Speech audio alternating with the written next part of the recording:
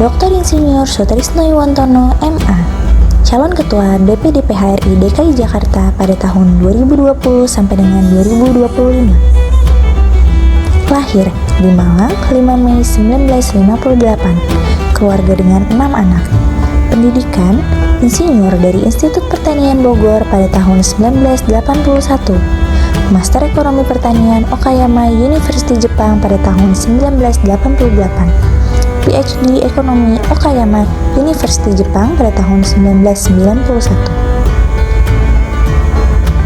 Riwayat pekerjaan: Deputi Menteri Koperasi UKM pada tahun 2000 sampai dengan 2002, anggota MPR pada tahun 1999 sampai dengan 2000, ketua atau anggota KPPU pada tahun 2000 sampai dengan 2005, Komisaris Bank Bukopin pada tahun 2005 sampai dengan 2009.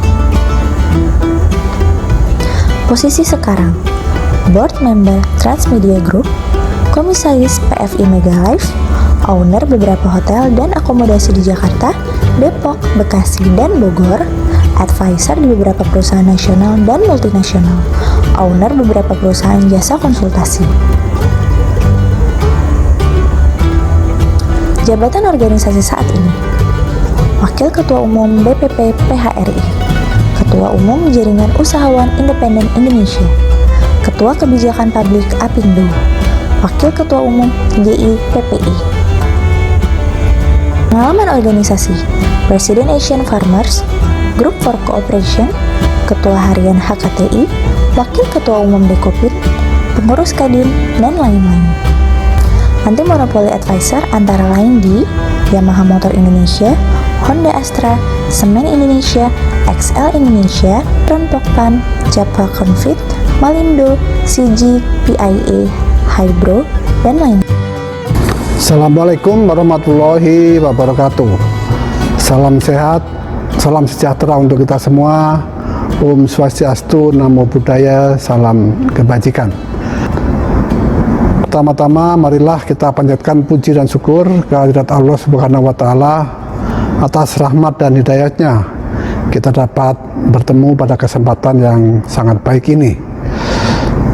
Selanjutnya saya ingin menyampaikan terima kasih kepada Panitia Musda PHRI DKI Jakarta yang telah menyelenggarakan acara ini, dan juga kepada pengurus DPD PHRI Jakarta, pengurus BPP pusat atas bimbingan dan petunjuknya lah, maka kita bisa menyelenggarakan acara ini dengan lancar. Saudara sekalian, berkenaan dengan acara musda ini, saya ingin menyampaikan visi saya, yaitu menjadikan pelaku usaha hotel dan restoran di DKI ini menjadi garda terdepan dalam kemajuan dan dalam perkembangan untuk mewujudkan Jakarta sebagai kota destinasi wisata yang terkemuka di Asia maupun di dunia. Untuk itu, misi saya ada 4. Yang pertama adalah bangkit dari keterpurukan. Yang kedua, menciptakan permintaan pasar terhadap hotel dan restoran yang terpuruk. Yang ketiga, kita lakukan konsolidasi organisasi dan keanggotaan. Dan yang keempat, melakukan advokasi secara efektif. Saudara sekalian, akibat pandemi, hotel dan restoran adalah paling terpuruk, yang menyebabkan persoalan bukan hanya bagi para pemilik, tetapi juga menimbulkan penderitaan yang berkepanjangan bagi para manajemen maupun para karyawan, termasuk sektor terkait seperti supplier maupun sektor jasa-jasa yang lainnya. Oleh karena itu, untuk bangkit dari keterpurukan ini, pertama kita harus memperbaiki cash flow, harus menurunkan biaya-biaya beban kita yang berasal dari luar, seperti pajak PP1, pajak korporasi, PBB, pajak reklame, pajak air tanah, biaya listrik, dan pungutan tenaga kerja dan pungutan lain yang membebani kita. Kita harus melakukan koordinasi dengan pemerintah, kita harus berdialog dengan pemerintah, meyakinkan agar seluruh beban-beban ini bisa diringankan, karena kita tidak mungkin bisa menanggung seluruh beban yang berat itu. Nah, hal ini sebenarnya sudah dilakukan dan itu menjadi kenyataan, bukan mustahil, karena BPP di bawah kepemimpinan Ketua Umum Pak Sekjen dan saya sendiri sebagai Wakil Ketua Umum telah berjuang, antara lain adanya hibah sebesar 3,5 triliun untuk hotel dan restoran, melakukan lobby untuk kelonggaran di bidang moneter, restrukturisasi kredit, kemudian juga kebijakan di bidang fiskal dengan berbagai stimulus, termasuk adanya BLT bagi para pekerja sebesar 2,4 juta per orang. Saat ini kita sedang berjuang untuk menyederhanakan berbagai peraturan sebagai perintah dari Undang-Undang Cipta Kerja. Di antaranya masalah perizinan hotel dan restoran, masalah sertifikasi, masalah perpajakan dan ketenagakerjaan yang sekarang aturannya sedang digodok. Saudara sekalian, perjuangan ini sangat memerlukan keterlibatan dari DKI, karena DKI adalah barometer yang sangat menentukan kebijakan di seluruh Indonesia.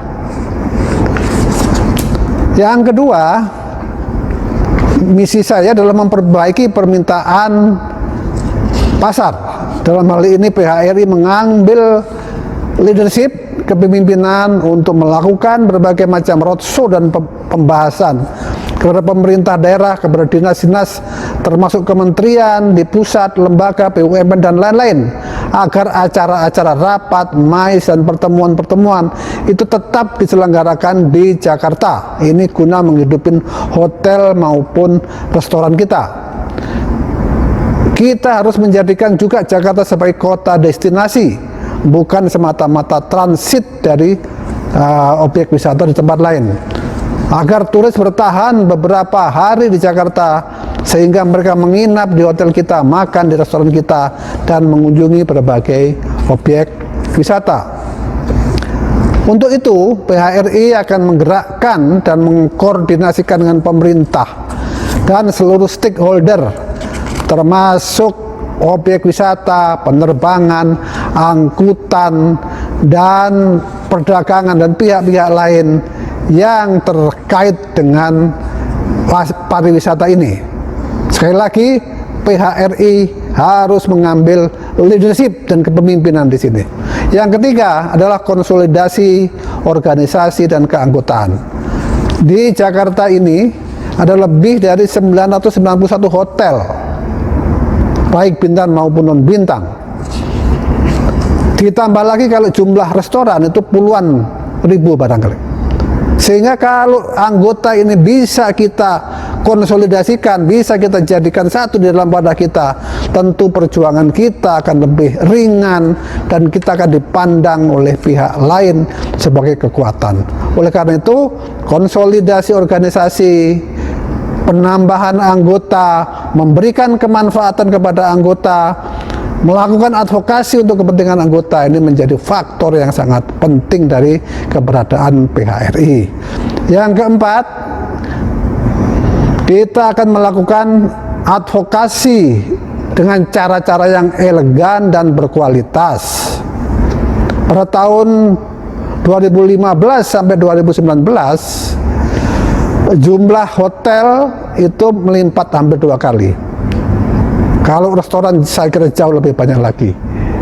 Akibatnya apa? Akibatnya okupansi kita turun dari 70% rata-rata menjadi 56%, dan sekarang itu 36%, bahkan kemungkinan di bawah itu untuk hotel-hotel tertentu. Dan kita mengalami kesulitan, baik hotel maupun restoran, yang dibatasi dengan berbagai macam aturan yang sungguh sangat mengikat. Karena itu kita harus melakukan advokasi, melakukan perjuangan untuk meyakinkan pemerintah bahwa hotel bukan sumber dari infeksi maupun penularan COVID-19. Tetapi hotel dan restoran paling taat kepada protokol. Itulah saya kira perjuangan kita agar regulasi birokrasi ini disederhanakan untuk kepentingan kita. Bapak, Ibu, dan saudara sekalian, ini saya sampaikan, mudah-mudahan kita bisa sama-sama berjuang, dan tentu atas izin dari Allah Tuhan yang Maha Kuasa, insya Allah kita akan bisa bangkit dari kondisi yang terpuruk ini. Terima kasih. Wassalamualaikum warahmatullahi wabarakatuh.